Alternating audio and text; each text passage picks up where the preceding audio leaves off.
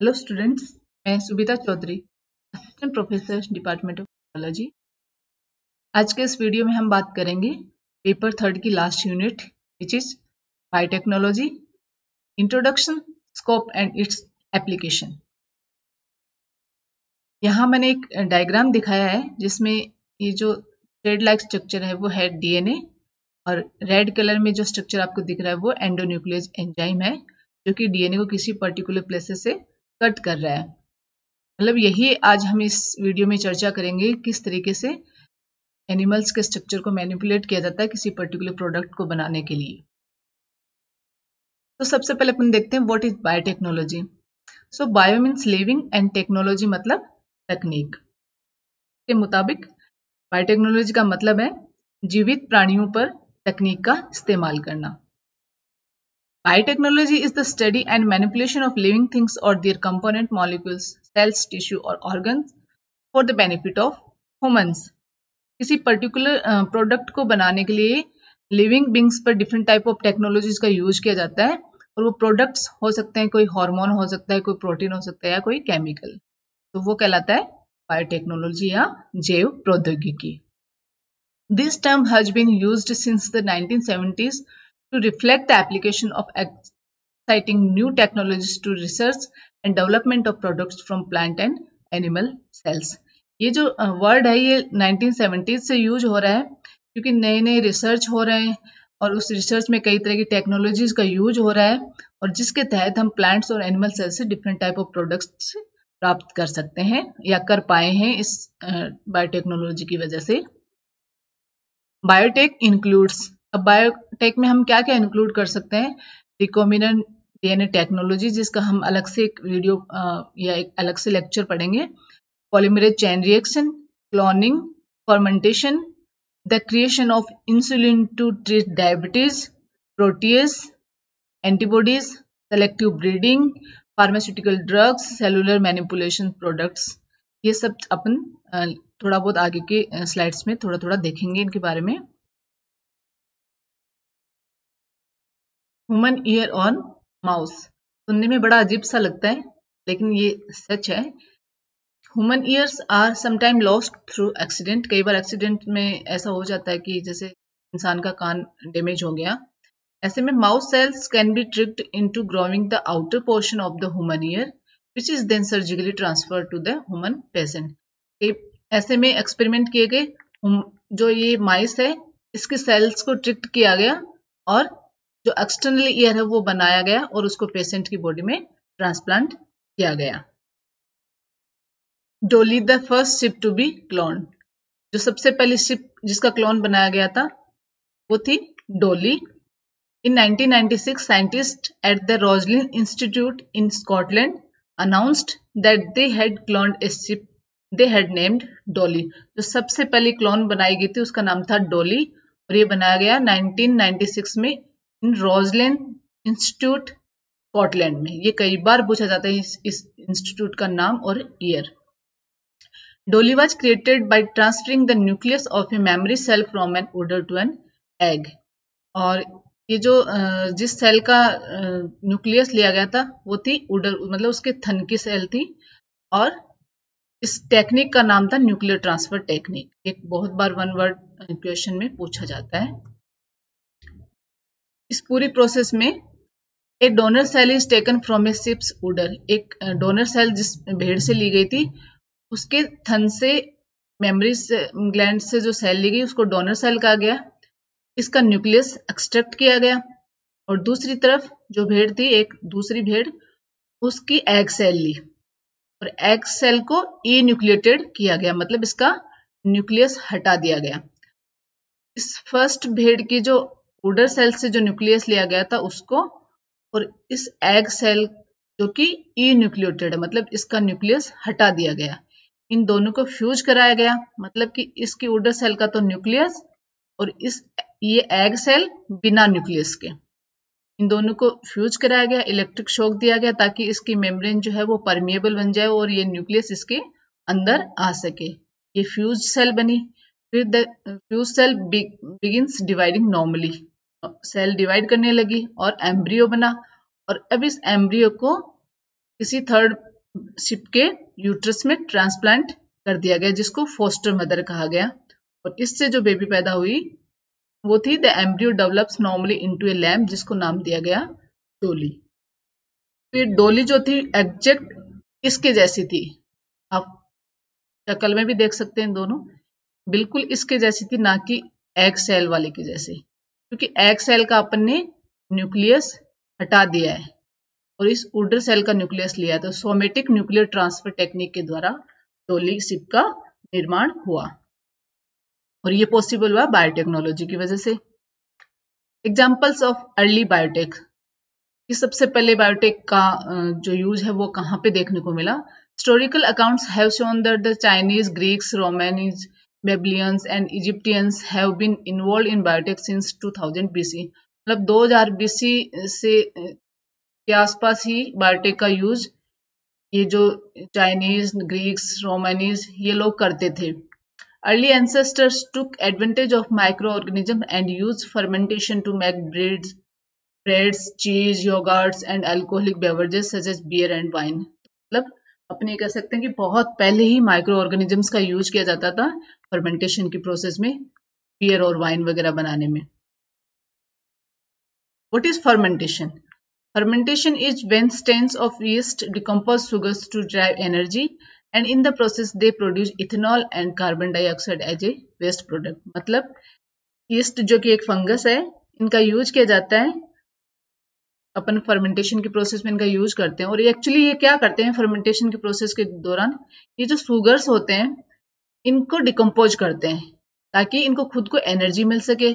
और एनर्जी लेने के चक्कर में ये जब ये सुगर्स को डिकम्पोज करते हैं तो ऐसे में बाय प्रोडक्ट बनते हैं, उत्पाद जो बनते हैं साइड में, एल्कोहल जिसको अपन इथेनॉल कहते हैं और carbon dioxide CO2 side product बनते हैं। अब ये जो CO2 है ये अपने लिए बड़ी काम की चीज है। क्या होता है कि जब ब्रेड बनाने के लिए जो आटा लगाया जाता है तो उसमें यीस्ट मिलाया जाता है, ये फंगस मिलाई जाती है, फंजाई मिलाई जाती है। ये क्या करते हैं जब ये फर्मेंटेशन के प्रोसेस करते हैं या फिर मतलब जो एनर्जी ड्राइव करने के लिए जो सुगर्स का ब्रेक डाउन करते हैं, ऐसे में CO2 रिलीज होगी और ये जो CO2 जब बन के रिलीज होती है तो ये क्या करती है उसमें होल्स बना देती है ब्रेड में। अपन देखते हैं ब्रेड में जो अपने को होल्स दिखते हैं वो इसी प्रोसेस के दौरान बनते हैं। इसी तरीके से जो अपन दही, दूध से दही बनाते हैं उसमें भी सेम वही होता है कि जो मिल्क शुगर है लैक्टोज, उसका ब्रेक डाउन होता है लैक्टिक एसिड में और इस वजह से दही जमता है और दही से अपन चीज बनाते हैं। सो ये सारे प्रोसेस जो अपने को आज अपने लिए बहुत बेनिफिशियल है वो बायोटेक्नोलॉजी की वजह से काफी इनका रोल बड़ा है। सेलेक्टिव ब्रीडिंग, सेलेक्टिव ब्रीडिंग मतलब जैसे आपने मैं एक एग्जांपल्स के थ्रू आपके समझाना चाहूंगी। पहले अपन इसकी डेफिनेशन देखते हैं। Selective breeding organisms with desirable features are purposely mated to produce offspring with the same desirable characteristics. मतलब सपोज एक घोड़े की ब्रीड की बात करते हैं। घोड़े की कई प्रजातियां अपन ने देखी हैं। अगर एक प्रजाति है जो कि बहुत ही पावरफुल है, शक्तिशाली है, और दूसरी तरफ एक घोड़े की प्रजाति जो बहुत सुंदर दिखती है, अब अपन चाहते हैं कि ये तो दोनों गुण हैं, मतलब ताकतवर, शक्ति और दूसरी तरफ उसकी सुंदरता, ये दोनों गुण अपने को एक ही इंडिविजुअल में मिले। अपन इन दोनों स्पीसीज के मेल और फीमेल को ब्रीड कराते हैं। इनसे जो संतति उत्पन्न होगी वो उसमें दोनों कैरेक्टर्स होंगे, इसकी तरह वो पावरफुल भी होगा और इसकी तरह वो सुंदर भी होगा। तो ये सेलेक्टिव ब्रीडिंग कराती है, मतलब डिजायरेबल कैरेक्टर्स को लाने के लिए उनकी मेटिंग कराना, ये कहलाता है selective breeding. Medicine, in 500 BC the Chinese used mouldy curd as an antibiotic to treat boils. ये जो चाइनीज लोग थे ये मोल्डिकर्ड को यूज करते थे, मतलब जो सड़ा हुआ दही होता था उसको यूज करते थे जो फोड़े फुंसी हो जाते हैं उनके ट्रीटमेंट में, क्योंकि ये जो मोल्डिकर्ड्स मतलब उनमें फंगस लग जाती थी और इनसे एंटीबायोटिक के रूप में इनको यूज किया जाता था फोड़ों के यूज ट्रीटमेंट के लिए। 100 BC Chinese use powdered chrysanthemum as an insecticide. और जो चाइनीज थे वो 100 BC के आसपास जो क्राइसेंथेमम है इसका जो पाउडर था उसको यूज करते थे एज ए इंसेक्टिसाइड के लिए, इंसेक्ट्स को भगाने के लिए। ऐसे ही एंटीबायोटिक्स के बारे में अपन ने सबने सुना, जब भी एंटीबायोटिक्स का नाम आता है तो अलेक्जेंडर फ्लेमिंग का नाम आता है। In 1928, Alexander Fleming discovered the mold Penicillium inhibited the growth of Staphylococcus aureus. Alexander Fleming ने पेनिसिलियम की खोज की थी। और पेनिसिलियम क्या है एक्चुअली, ये फंगस जो है वो रिलीज करती है इसको, पेनिसिलियम को। और ये क्या करता है पेनिसिलियम, आसपास जो एक स्टेफाइलोकोकस ऑरियस जो बैक्टीरिया है इसको पनपने नहीं देता है, उसकी ग्रोथ को ये रोक देता है। His discovery came from a pile of contaminated petri dishes. और ये इन्होंने एक एक्सपेरिमेंट करके देखा कि किस तरीके से जहाँ पेनिसिलियम को सिक्रेट करने वाली फंगस रहती हैं वहां पे स्टेफाइलोकोकस ऑरियस जो बैक्टीरिया वो नहीं पनप पाता। सो ये सारी चीजें बहुत पहले से यूज बनी और इनका धीरे धीरे डिस्कवरी हुई और इनका यूज करते हुए बायोटेक्नोलॉजी ने काफी एडवांस रोल प्ले किया है आज की लाइफ में। Viral vaccines. Edward Jenner was an English country doctor who pioneered vaccination. जब भी वैक्सीन का नाम आता है एडवर्ड जेनर का नाम आता है। Jenner's discovery in 1796 that inoculation with cowpox gave immunity to smallpox was an immense medical breakthrough and has saved countless lives. Jenner ने क्या किया 1796 में, किसी पर्सन को जिसको काउपॉक्स था उसका पस लेके और किसी मतलब जो हेल्दी पर्सन था एक उसमें इनोकुलेट कराया, तो उसने देखा कि जो हेल्दी पर्सन था अब वो स्मॉल पॉक्स के अगेंस्ट में भी उसकी बॉडी में इम्यूनिटी आ गई है। मतलब काउ पॉक्स के जो वायरस थे, डेड वायरस, अगर किसी हेल्दी पर्सन में डाल दिए जाते हैं तो अब उसमें स्मॉल पॉक्स के अगेंस्ट भी इम्यूनिटी आ जाती है। और एक्चुअली यही प्रोसेस होता है वैक्सीनेशन में अपन क्या करते हैं, जो एटेन्यूएटेड वायरस या फिर जो भी होते हैं वो अपन किसी हेल्दी पर्सन में डालते हैं ताकि उसकी बॉडी उसके अगेंस्ट में एंटीबॉडी बना ले, और जब भी उसको एक्चुअल में उसका जब भी इन्फेक्शन हो उसको बॉडी की जो एंटीबॉडीज हैं उसको प्रोटेक्ट कर सके। मोर करंट एग्जांपल्स ऑफ बायोटेक्नोलॉजी, और कहाँ अपन देख सकते हैं कि रिसेंटली कहाँ बायोटेक्नोलॉजी यूज हो रहा है। In 1972, the DNA composition of humans is shown to be 99 similar to that of chimpanzees and gorillas. ये कैसे पॉसिबल हुआ कि अपने जो पूर्वज थे वो मतलब बंदर थे, तो ये इसी वजह से हुआ बायोटेक का यूज करते हुए अपने को उनके पता चला कि लगभग 99% डीएनए जो है उनका और अपना सेम होता है। In 1980, the first genetically engineered plant is reported and the first mouse was successfully cloned. और इसी तरीके से जेनेटिकली इंजीनियर्ड प्लांट बनाए गए और फर्स्ट माउस बनाया गया क्लोन। ये सब पॉसिबल है बायोटेक्नोलॉजी की वजह से। इन 1982 ह्यूमुलिन, ये बहुत इंपॉर्टेंट आता है और कई बार क्वेश्चन में पूछा जाता है कि फर्स्ट ह्यूमन इंसुलिन ड्रग था, का नाम क्या था, तो है Humulin. was produced by genetically engineered bacteria and was the first biotech drug approved by the FDA. मतलब ये जो डायबिटिक लोग होते हैं जिनमें इंसुलिन नहीं बनता है उनको दिया जाता है ये ह्यूमन इंसुलिन ड्रग, और FDA के द्वारा सबसे पहले अप्रूव किया गया ये ड्रग था। FDA मतलब फूड एंड ड्रग एडमिनिस्ट्रेशन जो एक यूनिट है वो अप्रूव करती है कि कौन सा ड्रग मतलब फायदेमंद है या किसको अपन ले सकते हैं या नहीं ले सकते हैं। In 1994 the first breast cancer gene is discovered. Biotechnology की वजह से पहली ब्रेस्ट कैंसर जीन का डिस्कवरी की गई 1994 में। ऐसे 1996 में scientist clone identical lamps from early embryonic ship clone बनाए गए। जो कि अपन ने डॉली का जिक्र अभी किया गया। In 1998 embryonic stem cells are used to regenerate tissues and create disorders that mimic diseases. और एम्ब्रियोनिक स्टेम सेल्स का यूज करके जो टिश्यू डैमेज हो गए थे उनको दोबारा बनाया गया और कुछ ऐसी बीमारियां, कुछ डिसऑर्डर्स बनाए गए जो सेम बीमारियों की तरह बिहेव करते थे। फिर आया एक ह्यूमन जीनोम प्रोजेक्ट, ये भी बहुत इंपॉर्टेंट है आपके एग्जाम के पॉइंट ऑफ व्यू से। The human genome project was, and इसको शॉर्ट में HGB भी कहते हैं। तो अगर आपसे फुल फॉर्म पूछे जाए तो आप बता सकते हैं human genome project was an international 13-year effort that began in 1999 and was completed in 2003. एक इंटरनेशनल प्रोजेक्ट था ये, जो कि 1999 में शुरू हुआ एंड 2003 में कंप्लीट हुआ। इसके गोल क्या थे? तो मेन गोल ये था कि जो अपना डीएनए होता है, जिसमें लगभग 3 बिलियन बेस पेयर्स होते हैं, उनकी सीक्वेंस क्या है, न्यूक्लियोटाइड की सीक्वेंस क्या है, और दूसरा कि ह्यूमंस के जो डीएनए उसमें कितनी टाइप की जीन्स रहती हैं, या फिर उन जीन्स का स्ट्रक्चर क्या है, ताकि फर्दर बायोलॉजिकल स्टडी की जा सके।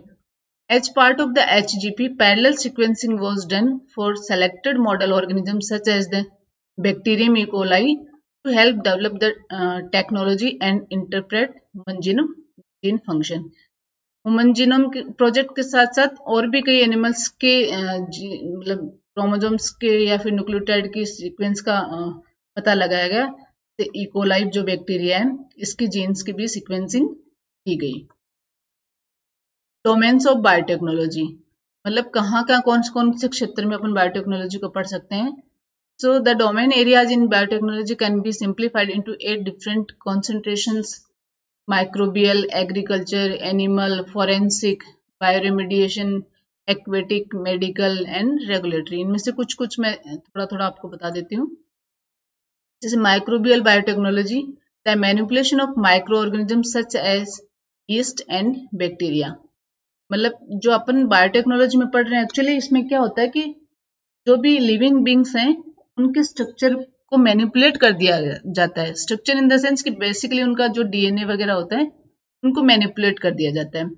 तो जो माइक्रोबियल बायोटेक्नोलॉजी, इसमें जो माइक्रोब्स हैं जैसे कि यीस्ट या बैक्टीरिया, उनको मैनिपुलेट कर दिया जाता है फर्मेंटेशन, जैसे अपन ने देखा। तो इसमें फर्मेंटेशन में जो बैक्टीरिया और यीस्ट अपने यूज करते हैं, उनको इस तरीके से मैनिपुलेट किया जाता है कि वो सिर्फ अपने लिए बेनिफिशियल ही रहें, जो उनके हानिकारक गुण हैं वो अपनी नहीं आए और सिर्फ फायदे के लिए अपने लिए काम करें। इसी तरह agriculture biotechnology, the genetic engineering of plants in hopes of, मतलब पेड़ पौधों के साथ जो जेनेटिक इंजीनियरिंग यूज करके उनको अपन मैनिपुलेट करते हैं, उनका पर्पज ये होता है कि giving the plant pest resistant. कई बार उनको इस तरीके से मैनिपुलेट किया जाता है कि उनके अगर इंसेक्ट्स बैठ भी जाते हैं या फिर उनको पेस्ट अगर खाने की कोशिश करते हैं, उनको डैमेज नहीं कर सकते, क्योंकि उनके अब अंदर पेस्ट के अगेंस्ट में रेजिस्टेंस आ गया, प्रतिरोधक क्षमता उत्पन्न हो गई है। Producing food with A high protein और विटामिन कंटेंट, और ऐसे प्रोडक्ट मतलब फूड डेवलप करना जिनमें प्रोटीन कंटेंट ज्यादा हो या विटामिन ज्यादा हो, जैसे कि गोल्डन राइस अपने कई बार आता है कि विटामिन ए का अच्छा सोर्स है, वो इसी तरीके से जेनेटिकली इंजीनियर्ड प्लांट सोर्स है। Developing drugs that can be grown and isolated in plant products, और इस तरीके से कुछ ऐसे ड्रग्स का डेवलपमेंट करना जो कि कुछ प्लांट प्रोडक्ट के रूप में अपने को मिल सके। इसी तरह का animal biotechnology, this branch includes using animal as a source of medically valuable protein. जैसा कि अपन सब जानते हैं, कई बार अपने को एंटीबॉडीज डेवलप करनी पड़ती है, तो ऐसे में अपन माइस वगैरह पे काम करके अपन एंटीबॉडीज को बना सकते हैं। तो एनिमल्स का किस तरीके से अपन बायोटेक्नोलॉजी में यूज कर सकते हैं एंटीबॉडी बनाने के लिए, using animals as an important model in basic research. मतलब रिसर्च के पर्पज से तो एनिमल्स बहुत ही इंपॉर्टेंट है। अपन माइस पे इतना पूरे वर्ल्ड वाइड इतना मतलब माइस को जितना as a model animal use किया जाता है, जीन नॉकआउट में specially experiment, gene knockout experiment में क्या करते हैं कि कोई पर्टिकुलर जीन को साइलेंट कर देते हैं, फिर देखते हैं कि अगर ये जीन मेनली अपन जानना चाहते हैं कि इस जीन का फंक्शन क्या है, तो अपन उसको ऑफ कर देते हैं। अब उसकी वजह से जो कमी होगी या जो रोग होएगा, तो समझ में आ जाता है कि जिस जीन को अपन ने नॉकआउट किया मतलब ऑफ कर दिया, उसका मेन फंक्शन क्या था। Designs and testing of drugs and genetic therapies, सब जानते हैं कि कोई भी नई ड्रग बनती है या कोई जेनेटिक थेरेपी हो, तो उसका सबसे पहला जो एक्सपेरिमेंट है वो एनिमल्स पे ही किया जाता है। Animal cloning, source of transgenic organs, अगर कुछ एनिमल्स के ऑर्गन को अपन ट्रांसप्लांट करना चाहते हैं इंसानों में, तो इस तरीके से एनिमल क्लोनिंग में एनिमल्स का बहुत बड़ा रोल है। फॉरेंसिक बायोटेक्नोलॉजी आज के टाइम में बहुत ही इंपॉर्टेंट फील्ड है ये, जैसे कि डीएनए फिंगरप्रिंटिंग में। डीएनए फिंगरप्रिंटिंग का बहुत बड़ा रोल है, इंक्लूजन और exclusion of a person from कि अपन को संदिग्ध पर्सन है, अपन उस पर शक है अपने को कि ये क्रिमिनल है या नहीं, तो उसको का फैसला अपन डीएनए फिंगरप्रिंटिंग की वजह से कर सकते हैं, या फिर बाय यूजिंग डीएनए फिंगरप्रिंटिंग, जो कि फोरेंसिक बायोटेक्नोलॉजी का पार्ट है। पेटर्निटी केसेस, कई बार झगड़ा हो जाता है कि दो लोग आ जाते हैं एक बच्चे का कि ये मेरा बेटा है या मेरा बेटा है, ऐसे केसेस में उनकी डीएनए फिंगरप्रिंटिंग की जाती है और उनकी अपन डीएनए से मैच कर सकते हैं कि इसका रियल में फादर कौन है। आइडेंटिफिकेशन ऑफ ह्यूमन रिमेन्स, कई बार अपने को ऐसी डेड बॉडीज मिल जाती हैं जिसका अपने को पता नहीं कि किसका है, नाम पता अपने को कुछ पता, तो उनको आइडेंटिफिकेशन में काम में डीएनए फिंगरप्रिंटिंग के द्वारा अपन उसको आइडेंटिफाई कर सकते हैं। इंडेंजर्ड स्पीसीज का पता लगा सकते हैं। Tracking and confirmation of spread of disease. इस तरीके से फॉरेंसिक बायोटेक्नोलॉजी का फील्ड भी वास्ट है। Bioremediation, the use of biotechnology to process and degrade a variety of natural and man made substance. जो वेस्ट प्रोडक्ट्स हैं उनके डिस्पोजल में कई बार अपन बैक्टीरिया वगैरह को यूज करते हैं, वो प्रोसेस कहलाती है बायोरिमिडिएशन। ऐसे medical biotechnology and regulatory biotechnology. तो ये था इंट्रोडक्शन ऑफ बायोटेक्नोलॉजी, जिसमें अपन ने देखा कि बायोटेक्नोलॉजी का मतलब क्या है, इसकी परिभाषा क्या है, इसका इतिहास क्या रहा है और किन किन फील्ड्स में बायोटेक्नोलॉजी का यूज हो रहा है। तो आज के वीडियो में इतना ही। Thank you.